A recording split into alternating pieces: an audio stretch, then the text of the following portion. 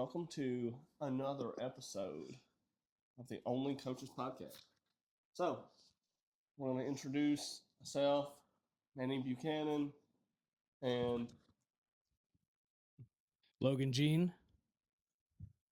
special guest Bob Ross and Trice Powers. Trice Powers. All right, so we'll get right into it. We have a lot to cover in this episode. So we'll just go back and forth here. And the first thing we want to talk about is, you like probably a lot of coaches that have gotten into coaching.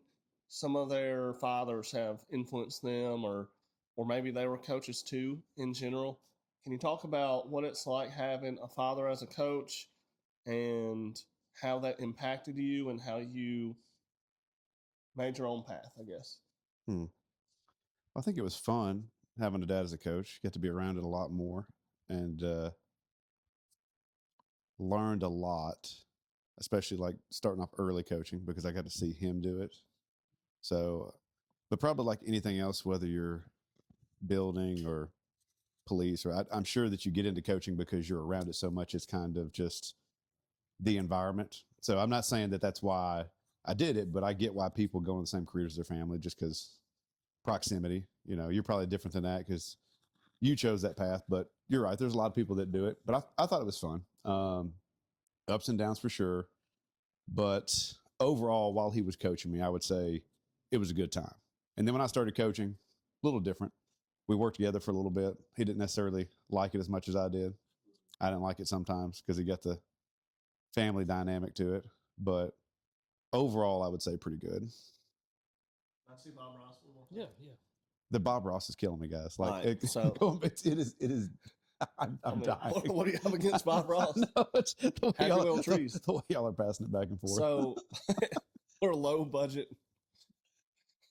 All right, so something that I just thought about because I have kids now that are, on the practice field all the time or at the court.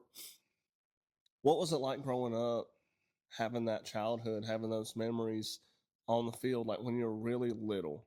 And like, do you think like back to your childhood, like, man, that was cool getting to grow up around all these players and seeing how stuff's done, or just like maybe you didn't know it back then, or like, did you hate it?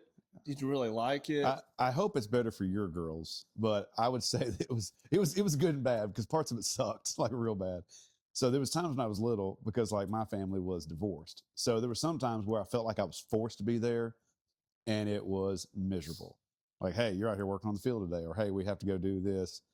And at those times I wanted nothing to do with the game of baseball, period. But then there were other times where it's like I did want to go and then I had the opportunity to go. And so I liked that. The forced aspect is what I guess made it good or bad. I remember kicking and screaming to not go to games, like even my own games. But then there was also times that I was excited. So I would say there was definitely a love-hate growing up around that. But to be fair, it could be the divorced family dynamic because I know my kids, like when I'd be like riding the machine and dragging the field, like they like being out there. So I haven't made them. So far, it seems like they've enjoyed it the times they got to. But yeah, I would say it was hit or miss. And then like sometimes, it's fun hanging out with older kids, but then like there's some kids that were like not very nice. So like I was being held up by my ankles or like or like beat or kicked or whatever. Yeah, back in bullying. Yeah, got bullied a little bit. Yeah.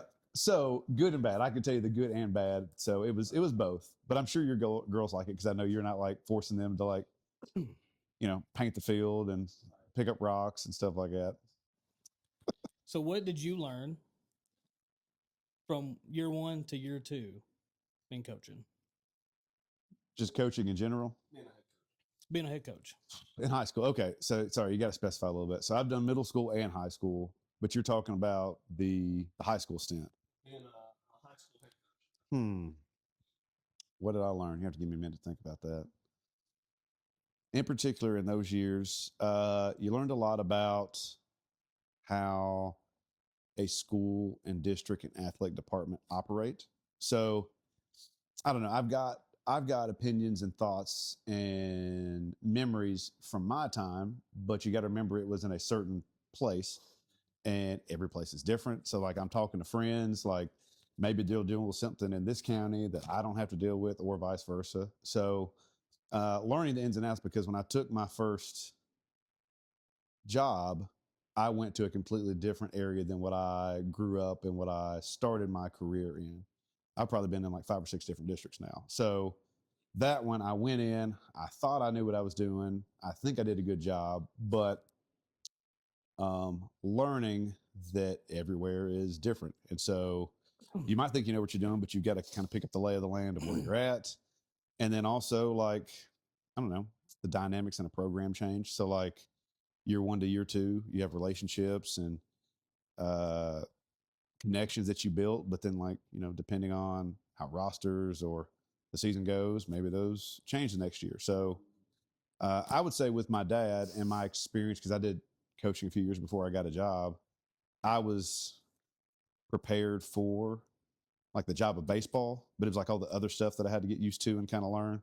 So I guess administratively, I kind of went in and knew what I was doing and had like a good head on my shoulders with that. But just certain ins and outs that you don't see every day, that was a big adjustment from the first to the second year. I got one more question. Send it. As you're coaching, you was talking about something that made me think of it.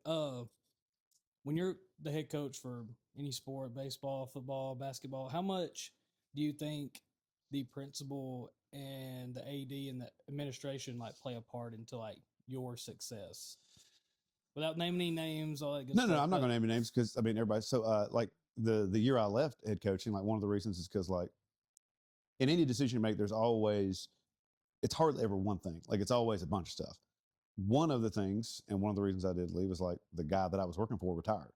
Now that wasn't the only reason, but it played a factor. And I've got like friends that are in this place or friends that have moved to other jobs, and those things play a big factor. I mean, maybe not enough to make you want to leave or go. Like those are independent situations, but year to year and culturally, no matter the sport, administration plays a big role. And whatever the team, I mean, it could be tennis or swimming or whatever, they do matter.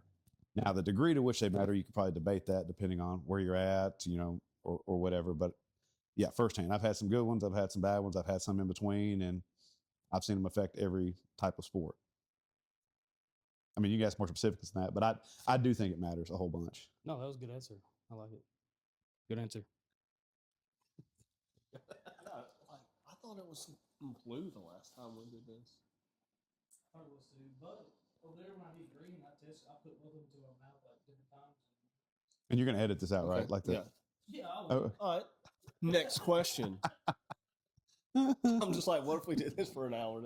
None of Okay, you can talk. There's no audio. You can talk about whatever. You just, I mean, you don't have to script it. You can talk about whatever. I mean, like, we're going off the cuff a little bit. I love it. I like to have something, or we're just like twiddling our thumbs. So, next question is, a lot of coaches want to get into coaching, and they are like, they just fall in love with that idea of being a head coach, and it can be really tough. And you know, there's a lot of grind in being a head coach and an assistant, and a lot of people put in a lot of time being an assistant, and maybe they're working towards the end goal. Yeah. And then they're like, oh, I want to be a head coach, and then they become a head coach, and then they're like, crap, I wish I could be an assistant again. So you've done both. Been there. Yeah. So tell us which one is better, like in your hands down. His assistant and why? Assistant coach, hands down. Because I would probably be that person you're talking about. So when I decided to get into coaching, you know, for whatever reason in my young 20-something head, it's like, all right, if I'm going to do this, I'm going to be a high school head coach. Like that's my end. Like that's the goal. And then you don't ever think about like, okay, that sounds good, but like what happens when you get it? Like, let's say you do land a job at 25, like, you're going to ride that out for another 25 or 30 years? As, I mean, you know, when you get into education, because a lot of people who coach are in education, even if you're not, but like, it's like where do you go from there? Like, if that's the end goal, if you get there too fast. And so that was my end goal. Like I was going to get there no matter what. Like me and you worked together plenty of times, and when we worked together, coaching baseball, I was telling you like that's what I want to do. Like that's where I want to go, and I got it. I can even say I got it when I was about 30 years old. I wasn't ready, too young. I wasn't ready, and I won't say that's why I didn't succeed in last, but it definitely played a part into it. Like, and then that's something you think about, like any job. It could be director of schools. It could be any career path you're in. It's like, okay, it sounds good to get to this, but like, make sure you're ready for it. Otherwise, like, where do you go? Like, maybe it's one of those jobs that you kind of do on the back end of your career, and if you get it too soon, maybe you get run out, or maybe you get burnt out and you don't like it. Like, where do you go? Like, you've hit the pinnacle, and now you've got tick tick, like 20 more years of your working life to go. So that's something I wish I thought about. And then if you find a good situation, if not all situations are good, but if you find a good guy that you're working for, being assistant coach can be a lot of fun. Some guys want to be a head coach just because they don't like who they're assisting or how they're being handled as an assistant. But if you're in a good situation, there's nothing better than being an assistant, because at the end of the day, as a head coach, you do get to make the lineup cards, and that's cool, like some of the final decisions, but everything else sucks about it. Like, to me, I see no positives other than having the final say. So if you're a big control freak, which I can be, maybe that's why you want to be a head coach, like the control of it. But if you're okay letting go of that, finding a good assistant spot is way better, because you're not dealing with meetings and paperwork and the red tape and all the other BS that has nothing to do with like between the lines. And that can be frustrating. It takes a lot of time, takes a lot of effort, takes a lot of stress. So my personal opinion is, in a good situation, assistant coach wins, hands down. That was a good answer. That was good. I could say, don't get me on my soapbox. I could talk about that all day. Let's see here. Unless you work for Manny, it's tough being assistant then. Let's see.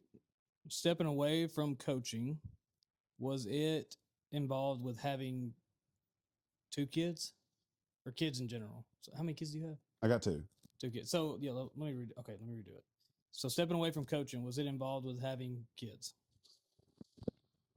Or how much did that play a factor into it? I should say. Like I said before, there's never one thing. So was it a factor? Yes. Was it all of it? No, probably not. Because I've been out of coaching a couple times. I've been in and out a couple times, and you always read the paper, and everybody's like, "I'm going to spend more time with family," and it's like, is that really always the reason? Sometimes, but for me, it was a part of it, not all of it, but a part, for sure. All right. Well, sorry, I don't know if that was a good answer or not. Everything's a good answer. Okay. What should assistant coaches know before being like stepping into that fire of being a head coach? You think? What should they know? Yeah. What should they know before they go in? Like what should they be prepared for more than anything? Because like a lot of times they're in it and then they get warned or whatever, and they find out firsthand, like, oh man, this is not what I thought. Like no one told me this in the interview, and then they're dealing with it. Well, like I kind of said before, like some people get into coaching because they're like, ooh, I love what's between the lines, and I love the locker room, and I like all that stuff. But understand that head coaching is nothing about that. Like you think that coaching is like the game, but really that only pertains to assistants. Like head coaching is so much more. So if you really got that desire to be a head coach of any sport, just understand that like the extra stuff and more stuff you're going to do has not a lot to do with the game and the kids themselves. It is the extra stuff. It's the meetings. It's the money. It's the rules. It's the administration. It's the parents. It's the fundraisers. It's the politics. It's like the parades and all the stuff you got to go do. Just make sure you're ready for that. Something else that I thought I did a good job of this with a few guys I worked for, but I still wasn't ready. If you really wanted to do that, I would approach your head coach, because if they're a good one, they know that their good assistants are probably going to leave at some point. And so I know a lot of guys that are very willing to help their assistants. So if you make that known to them, I would be right behind them, shadowing them, like seeing the day-to-day operations. Like sometimes I was good about that and sometimes I wasn't. So like when something would happen, I'd be completely blindsided about like, I didn't know this was going on in our program. So if you really want to do that, I would be patient, take a few years and like actually see what that dude does on a day-to-day basis and ask him questions and maybe ask if you can help with some of those things. I mean, some guys are happy to delegate and some guys would rather do it, but if they're not willing to delegate, at least maybe you can watch and see what they're doing, because it's always more than what you think it is. And then every school, every city, every district is going to be different. Every state's going to be different. And, sometimes you got to be ready for that. Like I thought I knew what this was supposed to happen in one district, but you go to another one and some of the expectations are different. Right. I think something that you said that kind of sparked an idea was like a good assistant coach really looks at what the head coach does and they're like, what can I do to take something off their plate? Right. Because if they really look at that leader in the program, head coach, and it's one guy and he's got to delegate and maybe he doesn't feel comfortable saying like, hey, you do this, you do that, do whatever. Like good assistant coaches are like, I could easily just do this. Right. Would you like me to do that? And then I'll do a good job of this. And then you get a feel of like the more things you pick up on, then you're ready to be a head coach when you might have to do it by yourself. Because like in some programs, you're doing a lot more, especially like at a small school where there's, not 20 coaches on a football staff or 8 coaches on a baseball staff or Right. whatever, you know what I'm saying? So it's like just in general, it's good. See what you can do to take off the head coach because it's a lot. You've got to be patient with that sometimes, but communication is key too. So I've worked for young guys, like old heads, like anywhere in between, and so maybe you don't have the option of where you can coach, but if you do have the option, like understanding who you're choosing to work for, because I mean it is a choice. I mean it's not like you got assistant coaches beating you down your door, like they're hard to find. So if you have a choice, like just know. So I worked for a young guy. It took a few years for me to kind of gain his trust because he didn't necessarily want to delegate. And so we communicated and it took a couple years to do that. Whereas like I worked for some other guys who I had previous relationships with that I'd hop right in and they were like, go take off on that. And then, I worked for one dude. We got to know each other over a couple of years and like, I have no business being a defensive coordinator, but we're on coaches. We had a relationship. He trusted me. So, I mean, I was a defensive coordinator for no real good reason, but like it was what was necessary. Like I had to do it. And I learned a lot about defense that year. So every situation is different, but being patient. And I think communication is the key, knowing who you're working for. You can always help. Like you don't want to be a bump on a log and not do anything, but maybe you work for a guy who's going to tell you straight up, or maybe there's a guy you have to ask. Good answers. Like it. Who is the winningest college baseball coach ever? All time. We're going to do some baseball trivia. Yeah, Trivia. baseball trivia time. Man, y'all are going fast through all these. Bet you have more questions. Baseball trivia. Winningest coach of all time? I couldn't tell you. I have no idea. It is Mike Martin, Florida State. Florida State. How about that? Yeah. Just stay on the trivia. Oh, okay. So, okay, they're all okay. Okay. Who is the winningest active college baseball coach? You got a school? I don't know. I couldn't tell you that. Throw out some hints. Yeah, give me a hint.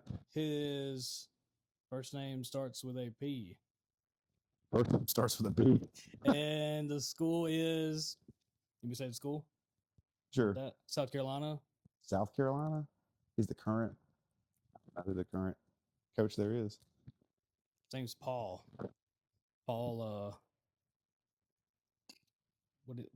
Maneri? Oh, Maneri? Yeah, he was at LSU for a little bit. Oh, okay. Oh, Paul. In your opinion, would you have left if you were Tony Vitello?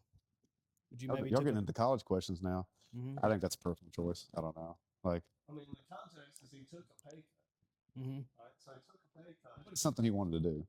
Right? So he took a pay cut. It's something he wanted to do. Right. Making less money to be in the pros. Would you have done it?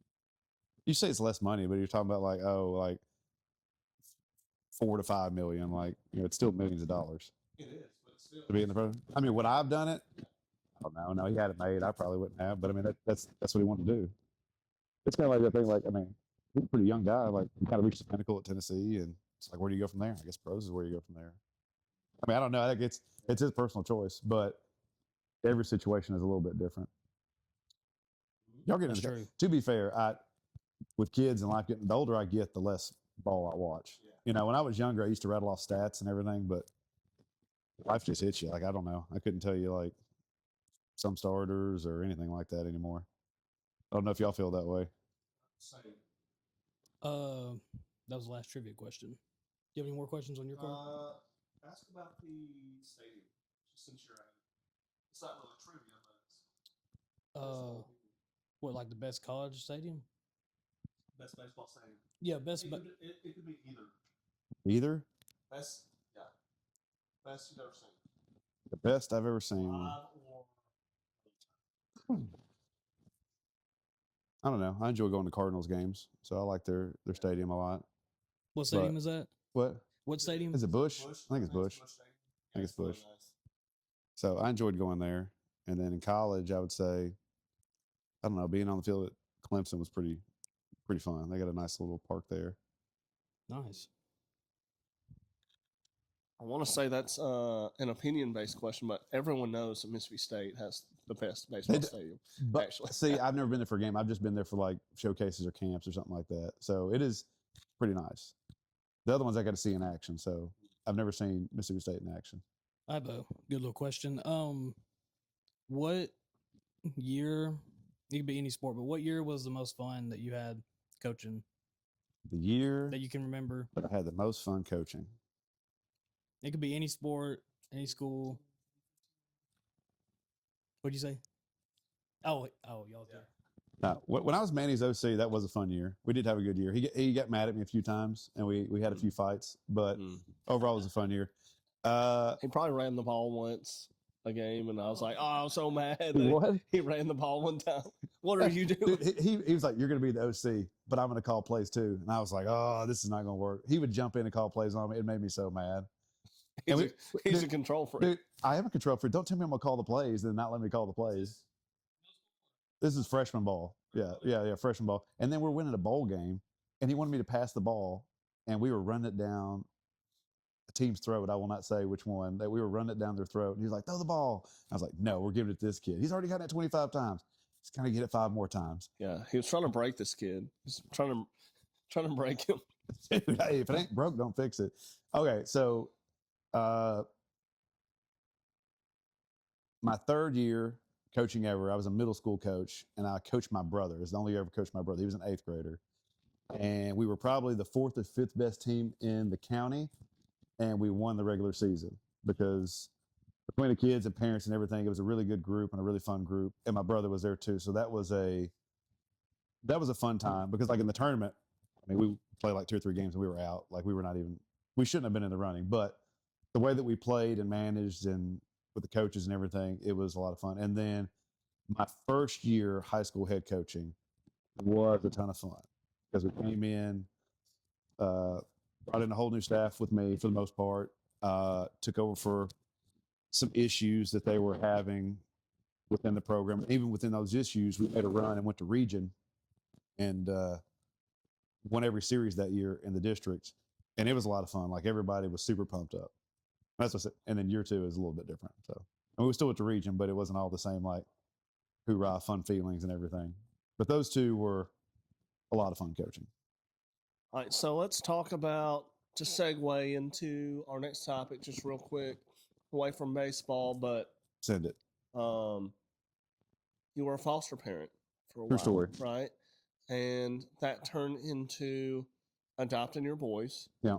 So tell us about, first, I guess, tell us about what it's like fostering, the good and bad, and then and then eventually it led to you being a full-time dad. You adopted 2 boys, and like now you're living happily ever after. But like, tell us about the difference, and like good, bad, and then tell us about like the end result, I guess.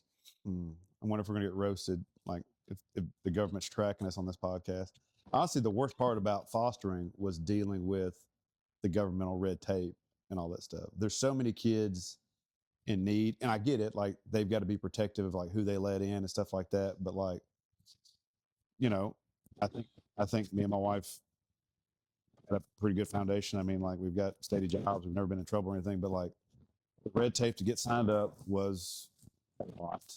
And then, the stuff you have to continually do while you're taking care of them and the classes, and like you got to do more PD than like you do as a teacher and things like that. So that on top of your normal like daily life is tough. And like I said, I get why they have to do it, because there's like weird and crazy people out there, but there's a lot of kids that need help, and there's a lot of kids in bad situations. So if anybody had a chance or had felt led to do it, I think it is a wonderful thing to do. So when I was leaving coaching the first time, for a lot of different reasons, but one of them was like we were trying to start a family, and I was like, well, if we're going to start a family, I'm not putting up this crap. Paraphrasing, of course, like it was a lot more than that. But we ended up fostering them when I took a break from coaching, and did some middle school stuff. And it was a lot of fun. And we just so happened to, it was our second foster group of kids, and the stars just aligned, and they put them with us because they were adoptable. And so within a year or two of fostering them, we adopted them. And so we had a group of kids before that too, and they ended up going back home.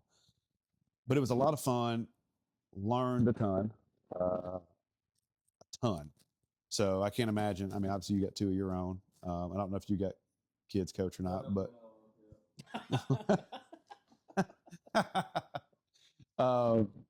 but I'm sure you learn a lot of the new thing, like having the baby. But like we got ours at 2 and 4 years old, and even then, like just learning. And then obviously there's a few extra issues because they're coming from tough situations. But then we finally adopted them. It was great. It was almost like nothing changed. But the best part of adopting them is like we didn't have all the extra like red tape and stuff like that. So not a lot changed from fostering to adoption other than the stuff you had to do. But the whole process it's been great. So they're getting older now. We're going on. This is going to be year 3 coming up of having them adopted fully. So Beautiful.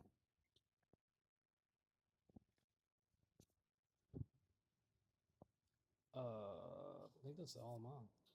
All yours? It's all mine.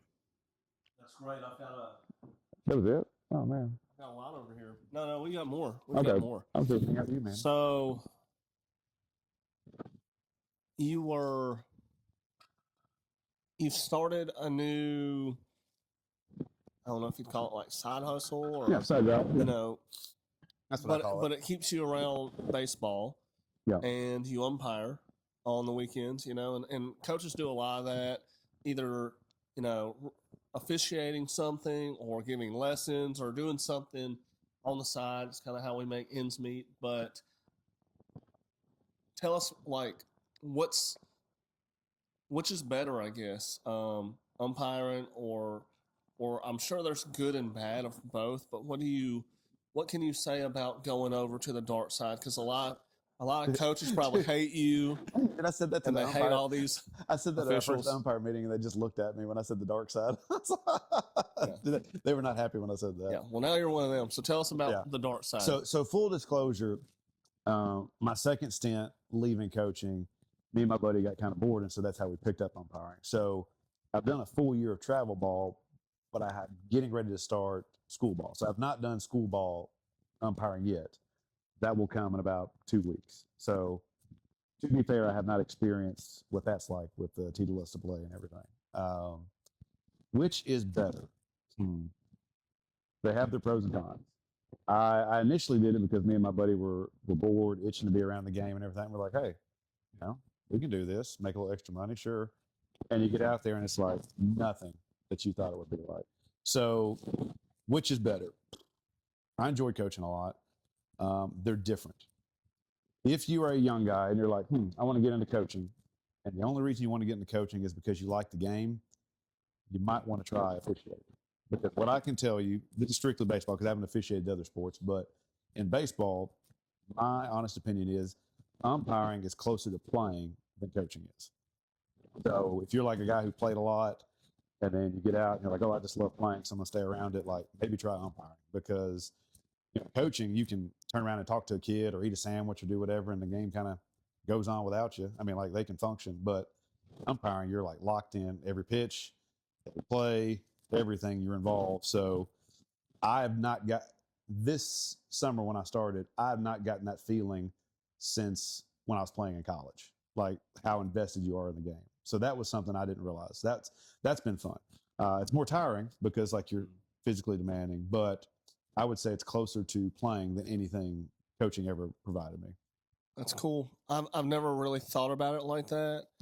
And a lot of my baseball coaching was just like sitting on a bucket and eating seeds, and it wasn't very taxing. And I was always like the low man on the totem Football pole too. You're just like unless you're calling in plays, which you're only doing like half the time. If you're a coordinator, like what are you screaming at them? Like watch the ball. Like they can watch the ball themselves. I mean, like Right. Good job. Just don't watch the ball. I think it is an interesting thing, and like you said, it's really tough. Yeah. And we're running out of officials, and it's a crucial part of the game, and everyone wants to make them a villain so they can feel better about their kids. And they're like, hey, the refs are against us. Like, really? The refs are against you every single game of the year, every season? Like, at some point, there's some sort of personal accountability that we have to take. It's like, parents, players, coaches, whatever. Like, yeah, they miss calls, but also not every call. I don't want to burst your bubble either because like I can say some other good things about umpiring. Now down the road, maybe I'll get back and coach. I can't say yes or no. I mean, that's whatever he has planned for me. But right now, some other positives like on a per hour basis. I mean, the money's better in umpiring than coaching. Oh, for sure, I bet. I mean, another thing that I'm enjoying with kids and stage of life I'm in is like I can pick my own schedule. Right. Like I've never been in the arbiter system from the umpiring. I've only seen it from the coaching side, but on the umpiring side, like pick and choose the days you want to work. So it's like, right. Monday, sure, I'll work a game. Tuesday, I'm gonna go to basketball practice with the kid. If you're coaching, it's like you can't just be like. I mean, you're up there 6 or 7 days a week. You just can't be like, hey, I don't feel like coming today. Like coaching, you're there all the time. For the same pay. We're like umpiring, like I'll get paid as much as I work, but I can work when I want to. So good and bad at that. I don't know. Maybe I had a lot of parents or fans or people yelling at me more than other people. But one thing I heard in umpiring, they're like, be careful. You got to have thick skin when you get in there. And me and my buddy, the travel league we're with, we've had nothing but good experiences for the most part. I mean, there's always one or two that haven't been good, but they're like, you got to have thick skin. And I'm like, I was yelled at more as a coach than I ever was as an umpire. I'm seriously like a couple of bad instances, but for the most part, they're like, thanks for coming out. Appreciate you being here today. I personally got more love from the officiating side than coaching. You got people coaching through the fence or something on the internet, or you get called in the office. I'm not saying it's all bad because I had a lot of good stuff as a coach too, but everybody was just like, officiating so much worse than coaching. They're going to yell at you. And I'm like, I don't know. I'm there from pitch one till ball game. I don't have to do anything else. Like coaches get emails and stuff. Like you're on the clock 24/7. Like I'm on the clock for 2 hours and then I'm out. Then I'm not on the clock no more. So it's not the same though. Like you can't replace coaching, but you can't knock officiating completely. We have small ball versus power hitting. Trying to start a debate here. Well, Manny, which one do you like? You haven't told us yet. Have you told the audience that you're not just a football guy? You used to be a baseball coach and a tennis coach. Yeah, I'm currently still a tennis coach. Probably retired forever from baseball. I don't think anyone would be desperate enough ever to have me coach baseball again. I would say small ball because it does feel like more. I mean, you could win with whoever you got on your rosters, as long as they care about the little things, I guess, which turn into the big thing. And that's what is interesting about baseball in general is like there's a lot of different ways to win. But if you're like a really disciplined and fundamental team in the field, but like at the plate, whatever, I mean, like you can still win. Like it, but I don't know that everyone is geared for that type of baseball. It's hard to, I don't know. Don't you think it's a little bit hard to teach it because people don't want to? It's kind of like, hey, I like, do I want to set like put this button down or like would I rather swing? Like, you know what I'm saying? I think the best answer is whatever fits your team that year. Yeah. To me, that's the best answer. I think the stealing bases and bunting has to be in the arsenal because it travels. Like it's always going to be there. Like you can always use it, but if you run out of the yard, then hit out of the yard. It's just like sometimes that kind of comes and goes. That comes like every team should be able to steal and bunt, regardless of who you have. Like not every team can hit out of the yard. If you hit out of the yard that year, then go ahead. But maybe it's a cold spell. So I think one has a more consistent thing, but if you got the other one, I think you got to use it. So whatever fits your team. Tell us about your golf state tournament. You throw that in there? Yeah. Well, I didn't do anything. I coached the girl who won the That's middle awesome. school. It was probably all coaching. Yeah. I've coached girls basketball, golf, football, baseball. And the one that I know the least about, that I don't ever play, I despise is golf. But I was a golf coach for a couple years. And that is the highest accolade that I've gotten in coaching. It's from a sport that I don't know anything about. I set the schedule up and like she was good. She had her own like lessons or whatever. And I just rode the cart and watched her play. And she won it all her 8th grade year.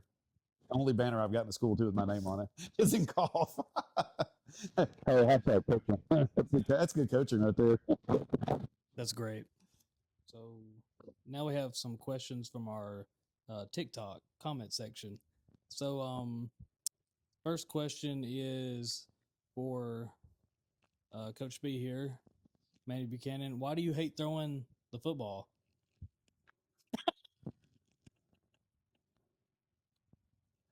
All right. So I think this one, it shook me as a receiver coach. I'm a spread guy. And what that means to me is just spread the ball around. I think Mike Leach said it best. Like a spread offense is not about, spreading out and giving it to one dude or only throwing it to one dude. True spread offenses will attack you by getting the ball into a bunch of personnel's hands. And when you chart them, it's like, man, this quarterback has thrown it to like 7 different receivers or whatever because they're utilizing everyone that is on the field and guys that come in, and they're unpredictable. You do have to establish the run. I think the good thing about the air raid offense is like your carries per game can go down, but a lot of times your back can still have 100 yards a game because it's like you kind of sink into your 8-man drop zone and then it opens up run lanes. But I mean, I like run game stuff. I mean, I love to pass. I thought the spread meant to spread it out so I can run my tailback. That's not what the spread means. The spread is different.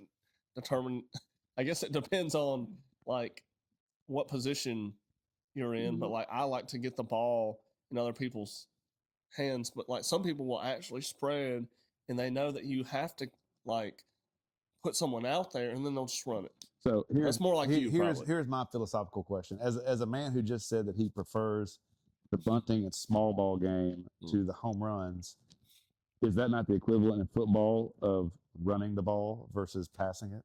Because the run game's going to travel. It's always going to be there. Maybe it's wet. Maybe it's cold.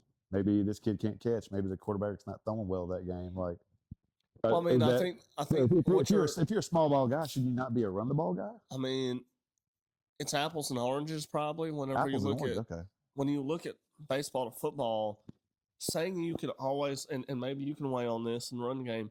Saying you can always run the ball and it's always going to be there, I feel like is a false statement. Like sometimes I'm not saying the holes are going to be there, but like I can literally turn around Yeah. and hand it off. There's a lot less I variables. just know on like certain years I could hand it off 10 times in a row and get stonewalled, right? So and sometimes I feel like, and I can ask a line coach here, but sometimes I feel like it's easier to pass set and then maybe you have a back or a tight end to help and then get the ball out quick before you get touched.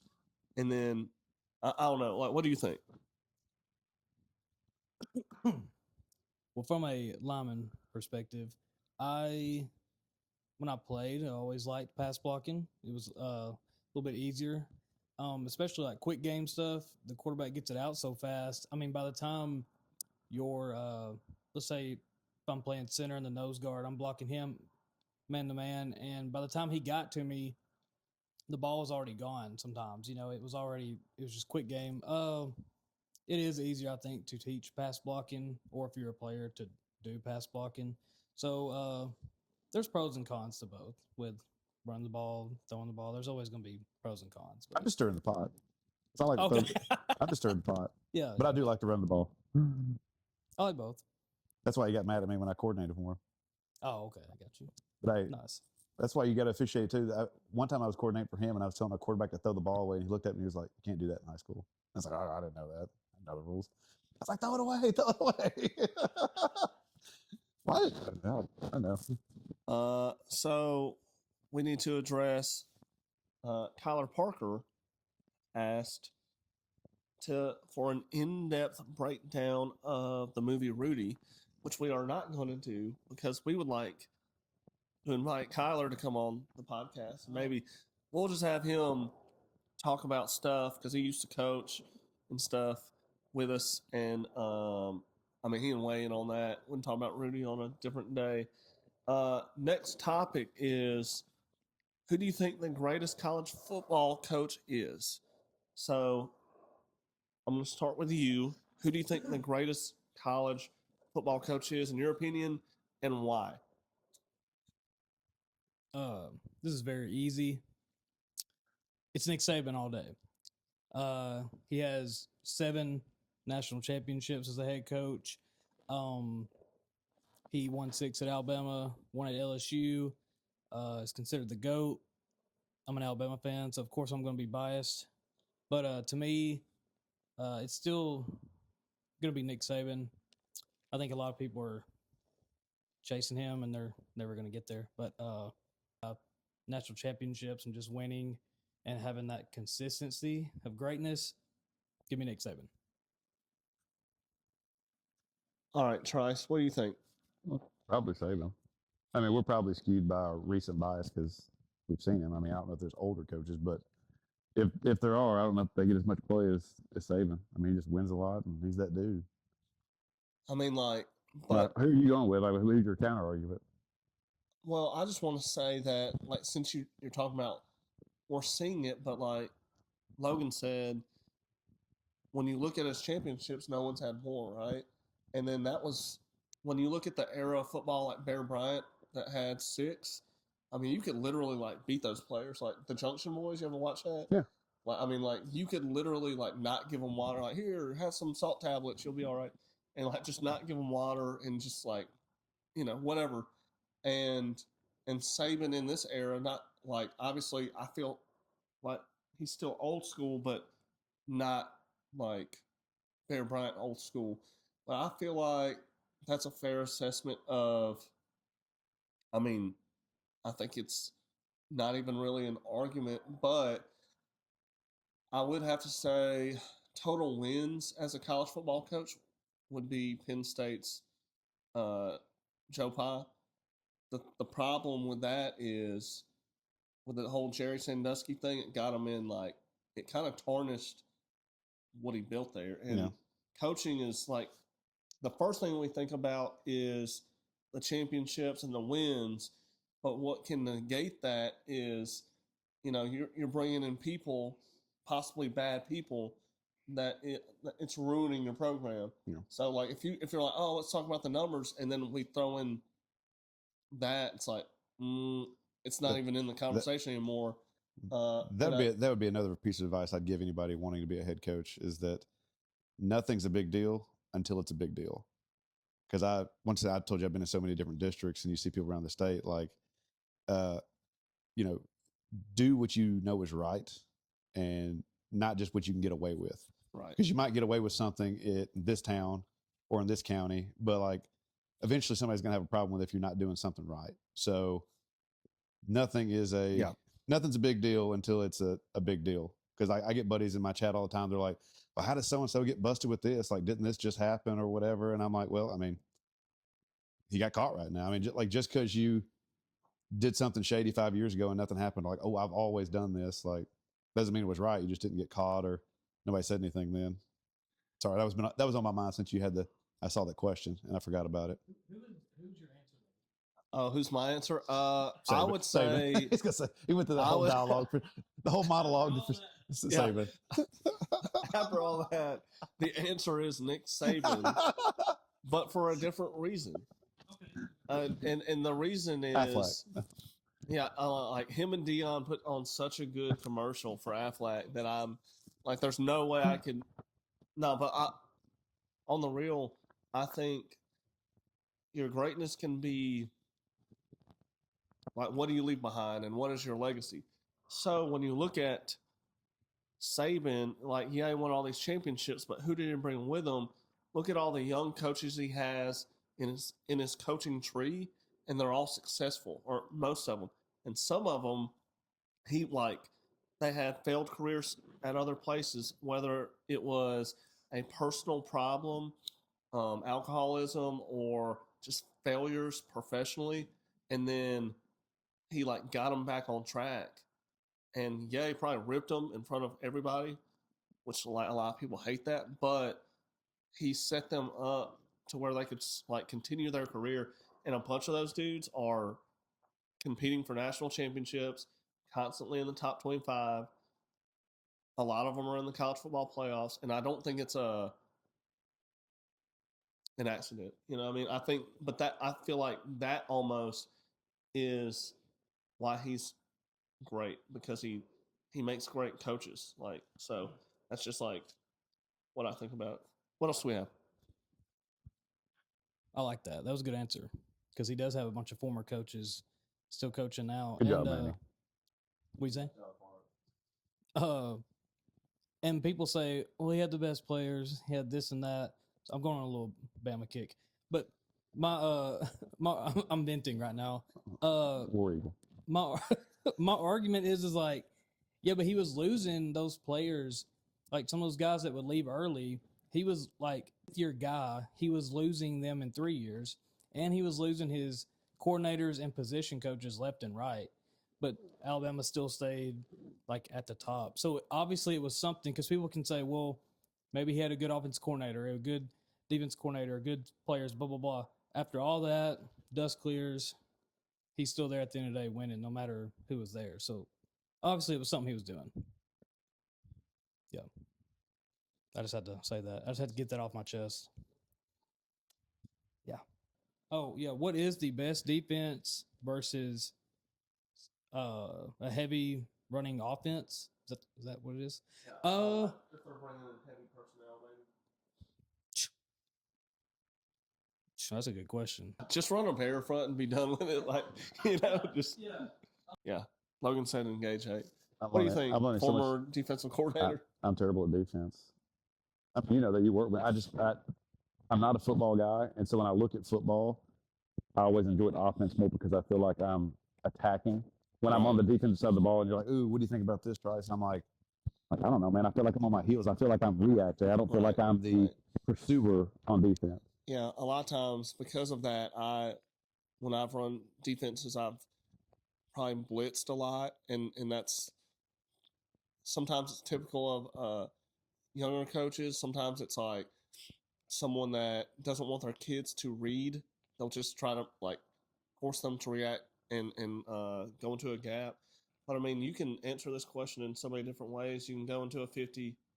You can eagle down if you want. I mean, you can put your Sam over the tight end. I mean, there's a bunch of stuff that you can do to react to it. I mean, and it depends on the level too, because I mean, at the high school and higher, you can do a bunch of different stuff. But in middle school level, you're like, this is what we think, and then like we'll have this one plan to stop in heavy. I don't know. I think it really depends too, like he said, on the level of football you're playing at, and it really depends too if the team can actually throw. You know, if you don't have to worry about a team throwing, like for sure, like okay, their quarterback cannot throw a good ball under pressure. That changes a lot too. I think you slant your D line, you can do all kinds of stuff. Really depends on the level. Yeah, my experience is like you did defense in high school, so my only experience is middle school, and like we're just trying to get lined up right, like slant or do something, they're in the wrong gap. So like that's true. At that point, like the question's moot because it's like we can't even do what we're supposed to anyway. Like I don't know. Put all 8 guys up there and like 5 of them being the C gap. I mean, like, oh no, we really stopped you. I don't know. Let me see Bob. Where can I buy this sweet apparel you guys got? Apparel, like right now. The only coach's apparel. Are you selling it? Right now, we're trying to get some stuff made. Right now, you can go to the Real Deal in Lynchburg, Tennessee. Shout out Jennifer for making our stuff. But right now, that's where you can buy it. We're trying to get new merch out that says different stuff, but that's probably coming out this fall. Thanks for that question. You got any previews? What's the new stuff gonna look like? It's gonna have our logo, obviously the whistle and the OC, and then some of it might be more appealing to like your family, like your wife or husband or whatever if they coach. And yeah, we don't want to give too many spoilers away because there will be some good sayings and things like that you might have seen on our TikTok or on our podcast, and it would refer back to that. And I don't know, things that, and also maybe some things that just coaches in general say. So our next question, well, something that we need to address from the TikTok. Some kid said, post the answers to the test, and no, Allison, I will not post the answers to the test ever.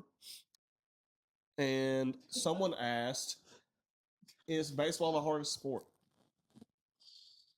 Is baseball the hardest sport? Not fair. I have my own thoughts. Saban did a good rant on this. Baseball is the most skillful sport.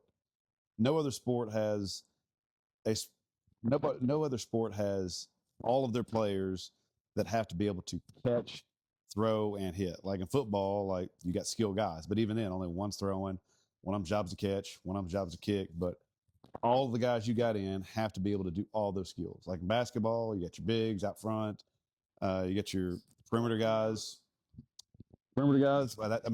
That's why they get made fun of. I mean, like they're the least athletic, but I mean, I won't say it's the hardest. It is the most skillful, and that does make it tough. I'm going to be biased towards football, obviously, but I will say there is something crazy about a dude that can hit a baseball flying by him at 90-something miles an hour. Like, I think that's crazy to do that, stand in the plate and just hit a ball going that fast. Being able to see it and knowing where to hit, that's crazy. The hardest sport, though, overall, I'm going to be biased towards football, so, I'm just going to say football because some people can play basketball and baseball that maybe cannot handle football, I guess, maybe. Yeah. Yeah, this is a tough question because each sport has a different level of difficulty. And like football, you have to be really physical. And, there's some physical aspects of baseball, but I mean, like, there's not, like, no one's like hitting you unless they're throwing a baseball at you. Most of the schools that I've been at, kids don't play because they don't want to be physical. That is the football. tough. Yes. Yeah. Any school I've been at, if they're not like, oh, I don't want to play, it's the physicality. Yeah, and I feel like that's the hard part about coaching in today's society is no one wants to get tackled. No one wants their baby to get tackled. And flag football is emerging, and they're like, oh yeah, my kid plays football. They play flag, and then that might be the most football they'll ever do, and then you can't get them in tackle football. So the physical level of football is almost unmatched, I think, besides like rugby, wrestling, combat sports, stuff like that. I always heard, and maybe I'm biased towards one of these because I play it, but tennis is really hard to play. So it's a lot of sprinting and like a lot of technical stuff that like like the pros are hitting it at like 160, and that's like what sport does that happen? And it's like running miles and miles and miles, but sprinting. But like one sport that we don't really talk about because it is every sport's punishment, I guess, is cross country. If you were a marathon runner, and obviously we don't have like that in high school, but long distance running, Oh, who cross wants to country. do that? Yeah, but they don't run we don't 26 have that. miles. That's No, they run like what 3 Well, miles or something it's like that. just 5 miles. it's endurance and it takes mental toughness, but I wouldn't say skills involved. That I'm not. Well, I mean, the question said, "What's the hardest sport?" I think. well, and I think think most skilled. I think they're all hard, and that's why I would defer and change it to skillful because all of them have difficulty. Yeah, I mean, if you change the question, then sure, you could say golf. I was going to say golf too, because like golf is really tough, skill wise. It is. Yeah. I mean, it takes years to perfect that. So I mean, like baseball, obviously it's tough. Football, it's tough mentally, but there is a job for everybody. Like if you're a big dude, you can be a lineman as long as you're physical. If you're skilled, you can be a quarterback, you can be a kicker, or punter. Like if you're explosive, you can be a back, or receiver, DB, whatever. So there's like something for everyone in football, and that is not the case in baseball. Like if you're a big sloppy dude, like if you had good hands, maybe you can play first.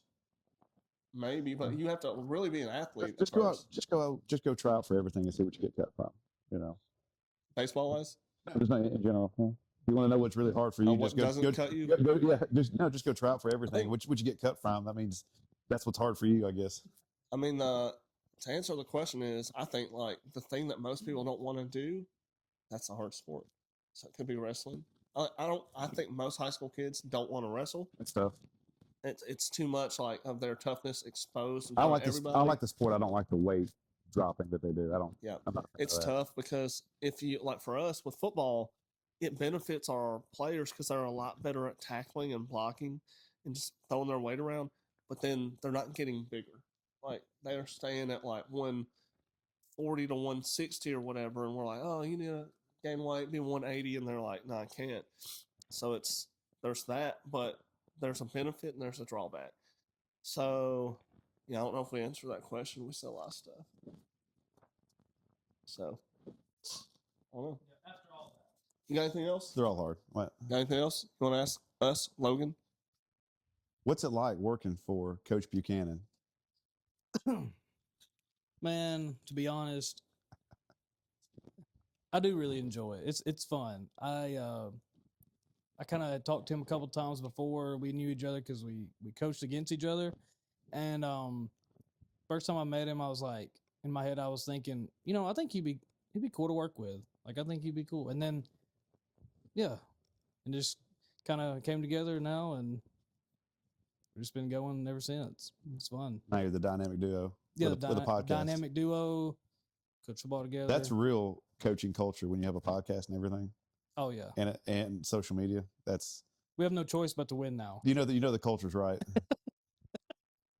We're gonna win now, so you might want to edit that out in case it doesn't happen. You said this on January the 19th. We're going to be champions of life now. Winning is, it's not the end goal. That's just part of the process. So, any other questions, comments, concerns? No. Have Thanks fun. for coming on the podcast. I hope it helped. I don't know if it did. I hope. It's called Only Coaches, and you're talking to an umpire. I know. Like it's something that like all the coaches would. Like it's not just coaches. It could be umpires. It can be former players. Be whoever. Yeah, we'll talk to anybody. So if somebody wants to be on the show, where do they reach out to you at if they want to be a guest? You can comment on this video. You can comment on the video, on our TikToks. Email us at onlycoachesbrand@gmail.com. If you see us at the gas station, yeah. Don't be shocked. Yeah, that's where. All right. Great question. All right. We'll sign out.